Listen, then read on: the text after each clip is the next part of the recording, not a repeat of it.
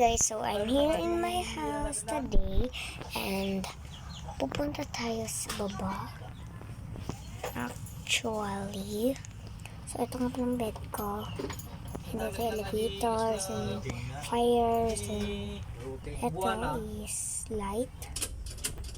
And ayun. So bababa muna tayo. Wala kasing lock tong house ko. So, doon lang. So, pinatay ko na yung lights. May din akong kanya. May tulagan din doon. So, wait lang. Loob na din to ng house ko kasi mag-geist. So, ito sa loob din yan. So, may mirror din.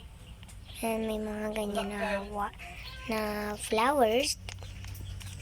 And matutulog na pala ako. Wait a minute. Pero mag-wash muna ako. So mag-wash muna ako ng hands. Una. And shower na ako. Okay, guys.